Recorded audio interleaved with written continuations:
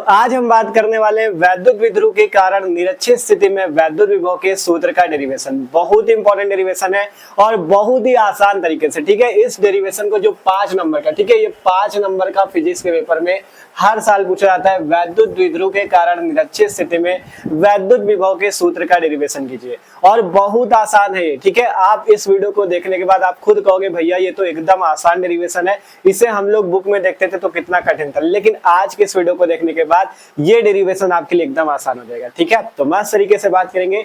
तो बात करें जैसा कि हम लोग क्लास 12 फिजिक्स का दूसरा चैप्टर जो है स्थिर वैद्युत विभव तथा धारिता, इस चैप्टर को देख रहे थे, तो इसमें इसी का मतलब ये डेरिवेशन है वैद्युत विध्रुव के कारण निरक्षित स्थिति में वैद्युत विभव के सूत्र का डेरिवेशन, ठीक है। तो मस्त तरीके से समझेंगे, आपको बस करना क्या, इस वीडियो को आखिरी तक देखना है, ठीक है। आप खुद कहोगे एकदम आसान है, ठीक है।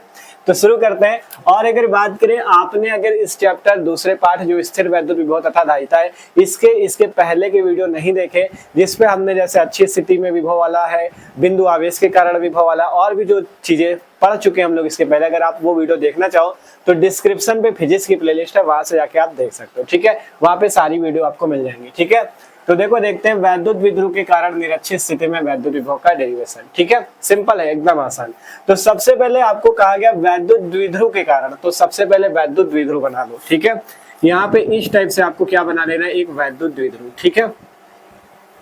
ये हमारे पास इस टाइप से क्या बन जाएगा, एक वैद्युत द्विध्रुव बन जाएगा, ठीक है। ये क्या है, एक वैद्युत विध्रुव। इस वैद्युत विध्रुव को मान लेते हैं, नाम दे दिया हमने ए बी, ठीक है।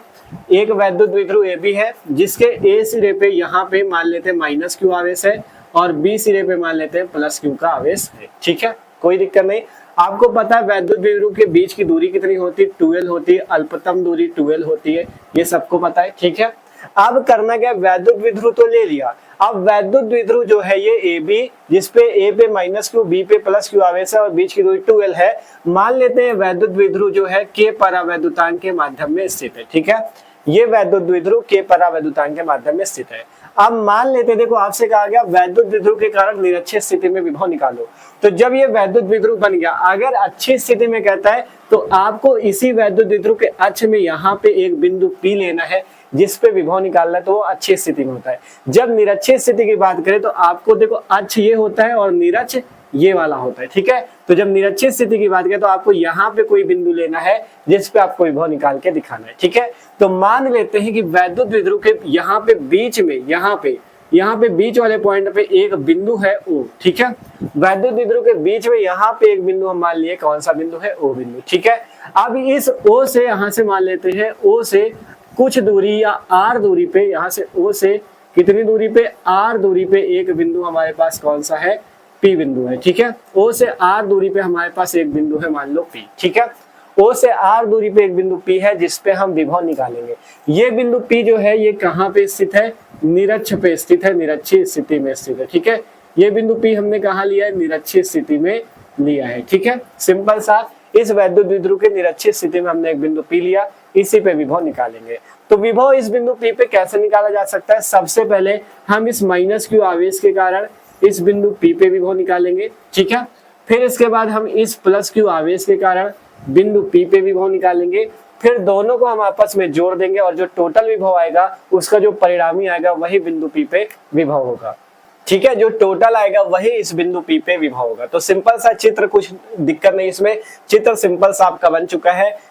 देखो, अब अगर बात करें डेरिवेशन जब किया जाता है फिजिक्स में, तो सबसे पहले आपको पता है पहले चित्र बनता है, फिर चित्र के बाद आपको 2-3 लाइन में थ्योरी लिखनी होती है। थ्योरी में क्या लिखा जाता है, वही अपनी भाषा बना के जो चित्र लिखा है, मतलब जो चित्र की आपने रचना की है वो रचना लिखी जाती है। तो सबसे पहले आपको लिखना क्या है वो समझ लो। सबसे पहले चित्र इस टाइप से बना लेना है। अब आपको लिखना क्या है, यहाँ से लिखना, जो हम बता रहे हैं उसी टाइप से बना के अपने शब्दों में लिख लेना, रटना नहीं, ठीक है।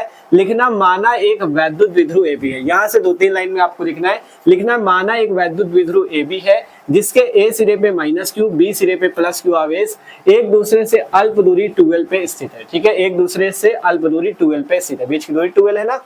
अब वैद्युत विध्रुव के मान लेते हैं, वैद्युत विध्रुव के बीच में या मध्य बिंदु में एक मान लेते हैं O, ठीक है। वैद्युत विध्रुव का एक मध्य बिंदु O है, इस O से R दूरी पे एक बिंदु हमने यहाँ पे एक बिंदु लिया है, कौन सा बिंदु, P बिंदु, ठीक है। यहाँ पे एक बिंदु हमने P लिया, इसी बिंदु P पे हमें क्या निकालना है, वैद्युत विभव V का मान निकालना है। ठीक है, इसी बिंदु P पे हमें वैद्युत विभव का मान निकालना है, बस इतना लिख देना है और आगे डेरिवेशन करना है। ठीक है, सिंपल सा, कुछ नहीं था, जो चीज चित्र में बना है वही चीज लिख दो। माना एक वैद्युत द्विध्रुव AB है, A सिरे पे -q, B सिरे पे +q आवेश, अल्प दूरी 12 पे स्थित है, इसके मध्य बिंदु O से r दूरी पे बिंदु P है जिस पे विभव निकालना है। फिर इसके बाद हमने इसको यहाँ से मिला दिया, इसको यहाँ से मिला दिया और अब हम आसानी से विभव को निकालेंगे। ठीक है, अब यहाँ पे एक चीज समझना, अब आपको विभव कैसे निकालना है, 2-3 लाइन ये जो लिख लेना, इसके बाद डेरिवेशन करना। ठीक है, अब आपको निकालना कैसे पड़ेगा, सबसे पहले इस वाले आवेश -q के कारण बिंदु P पे विभव, फिर +q के कारण, और फिर आपका जब इन दोनों के कारण विभव निकलेगा फिर उसको जोड़ेंगे तब परिणामी विभव आएगा। तो इस अगर आपको मान लो दोनों आवेशों के कारण विभव निकालना है तो उसके लिए सूत्र आपको पता है, बिंदु आवेश के कारण विभव का V बराबर 1/4πε0 Q/r, ये सूत्र सबने पढ़ा है। बिंदु आवेश के कारण वैद्युत विभव के सूत्र का डेरिवेशन जो था उसी से होता है। अगर -q के कारण निकालना तब भी यही सूत्र लगेगा, +q के कारण निकालोगे तब भी यही सूत्र लगेगा। तो अगर ये सूत्र लगेगा तो अगर आपको इसके कारण निकालोगे तो आपको आवेश q तो पता रहेगा -q, लेकिन आपको ये दूरी r नहीं पता रहेगी। अब यहाँ पे ये वाली दूरी r थोड़ी नहीं रखोगे, ये r दूरी जो होती है आपका, देखो जैसे यहाँ पे हमने क्या किया, तब बिंदु आवेश वाले पे यहाँ पे एक बिंदु O था जिसपे +q आवेश था, O से r दूरी पे बिंदु P लिया था जिसपे विभव निकालना था, तब ये फॉर्मूला आया था। तो आपको हम ये समझाना चाह रहे हैं, +q आवेश से बिंदु P तक की जो दूरी होती है, मतलब आवेश से बिंदु P तक की जो दूरी होती है जहां तक विभव निकालना है उसकी दूरी को लेते हैं। तो ये वाली r दूरी थोड़ी नहीं लोगे, आपको अगर -q के कारण बिंदु P पे निकालना है तो ये वाली दूरी लेनी -q से P तक, +q के कारण निकालना है तो +q से P तक।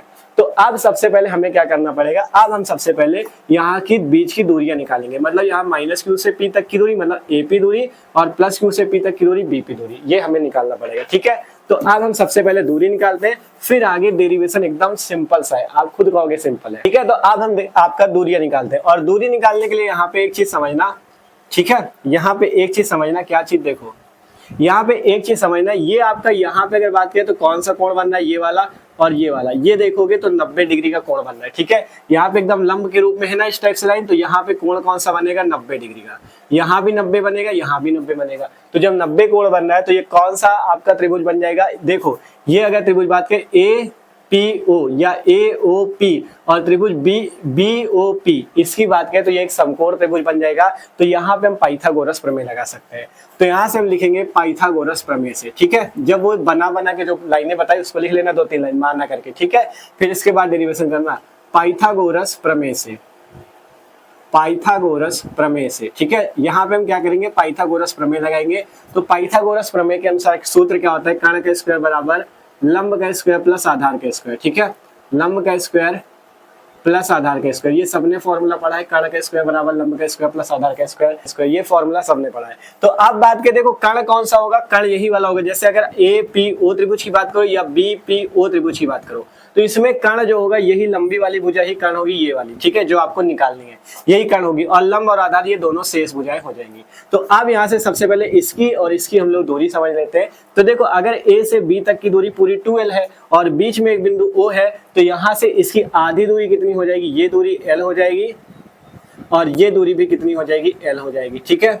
ये दूरी आपकी कितनी हो जाएगी, L, क्योंकि पूरी दूरी 2L है तो इतनी और इतनी दूरी L हो जाएगी। ठीक है, तो अब यहाँ से हमें एक दूरी मिल गई R, मतलब जो लंब या आधार के रूप में होगी R और L। ठीक है, तो यहाँ से अब हम कर्ण निकाल सकते हैं। तो कर्ण का स्क्वायर क्या हो जाएगा, कर्ण का स्क्वायर बराबर लंब का स्क्वायर प्लस आधार का स्क्वायर, तो एक R और दूसरी L, तो R square plus L square. ठीक है, R square plus L square. अब हम यहाँ से क्या कर सकते हैं, कर्ण निकाल सकते हैं। तो कर्ण बराबर क्या हो जाएगा, कर्ण बराबर, ठीक है, यहाँ से स्क्वायर हटेगा तो उधर अंडर रूट लग जाएगा, तो यहाँ पे अंडर रूट और यहाँ पे क्या आ जाएगा, R square plus L square. तो यहाँ से हमें कर्ण की वैल्यू मिल जाएगी under root R square plus L square. ठीक है, यहाँ से हमें कर्ण की वैल्यू कितनी मिल जाएगी, under root R square plus L square. और कर्ण है क्या, कर्ण आपका है AP और BP। ठीक है, कर्ण AP है और दूसरा कौन सा कर्ण है, BP।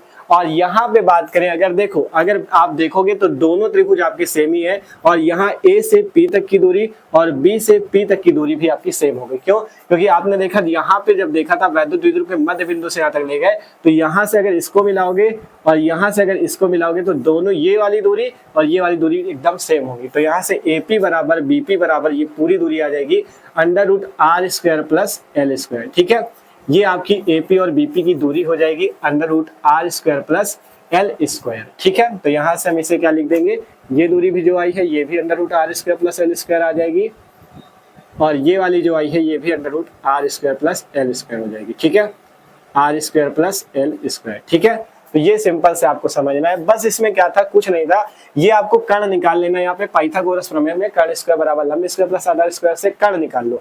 तो यहाँ पे आपका ये l² प्लस r² को जोड़ने से आपका कर्ण आ जाएगा √r² प्लस l²। यहाँ पे ये वाला कर्ण AP और BP दोनों सेम होंगे, तो AP बराबर BP बराबर √r² प्लस l²। इतना समझ में आ गया। अब एकदम आसान है, देखो अब यहाँ से पहले -q के कारण P पे विभव निकाल लेते हैं। -q आवेश के कारण P बिंदु पे विभव, P बिंदु पर विभव। ठीक है, -q आवेश के कारण अगर P बिंदु पे विभव निकालोगे तो उसके लिए सूत्र होगा V बराबर, ठीक है, यहाँ पे दो विभव आएंगे इसलिए V1 V2 मान लेंगे। V1 बराबर 1/4πε0। आवेश -q है तो आवेश -q हो जाएगा और दूरी कौन सी होगी, आवेश से P बिंदु तक की दूरी। तो आवेश से P बिंदु तक की दूरी क्या है, √r² प्लस l²।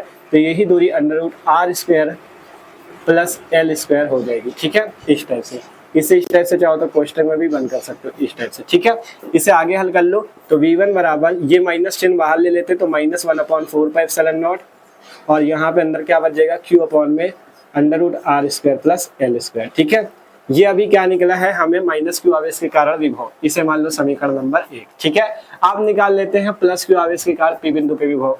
तो यहाँ से लिखते हैं +q आवेश के कारण, +q आवेश के कारण P बिंदु पर विभव। अब क्या करेंगे, +q आवेश के कारण P बिंदु पर विभव निकाल लेंगे। तो +q के कारण कौन सा आएगा, V2 विभव। तो V2 बराबर 1/4πε0 और आवेश इस बार +q है तो +q और दूरी क्या हो जाएगी, दूरी हो जाएगी √r² प्लस l²। तो यहाँ से √r² प्लस l²। ठीक है, इसे मान लेंगे समीकरण नंबर 2। सिंपल है, कुछ नहीं है। तो V2 बराबर 1/4πε0, आवेश +q था तो इसलिए +q लिख लिया। ठीक है, आवेश +q था तो इसलिए +q लिख लिया और बट्टे में दूरी यही सेम थी √r² प्लस l²। तो ये अभी क्या निकला है, -q आवेश के कारण P बिंदु पे विभव V1 और +q आवेश के कारण P बिंदु पे विभव V2। अब निकालते हैं P बिंदु पे परिणामी विभव। ठीक है, तो यहाँ से लिखते हैं बिंदु P पर परिणामी विभव। ठीक है, ये आपका K परावैद्युतांक के माध्यम में स्थित है, ये भी चाहो तो लिख लेना। ठीक है, ये जो आपका है K परावैद्युतांक के माध्यम में स्थित है। ठीक है, तो अब लिखते हैं बिंदु P पर परिणामी विभव, बिंदु P पर परिणामी विभव। ठीक है, बिंदु P पे हम लोग क्या निकाल लेते हैं, परिणामी विभव। तो बिंदु P पे जो परिणामी विभव आएगा V बराबर आएगा V1 प्लस V2। ठीक है, V बराबर क्या आ जाएगा, V1 प्लस V2। तो V1 की वैल्यू लिखो, V1 आपका कितना है, बराबर -1/4πε0, यहाँ पे q अपॉन में √r² plus l², r² plus l²। ठीक है, फिर V2 की वैल्यू ये है, इसको लिख लो, प्लस का 1/4πε0 q अपॉन में √r² प्लस l²। ठीक है, देख लो, V1 की वैल्यू लिख ली -1/4πε0 q अपॉन में √r² प्लस l², इसकी लिख ली 1/4πε0 q अपॉन में √r² प्लस l²।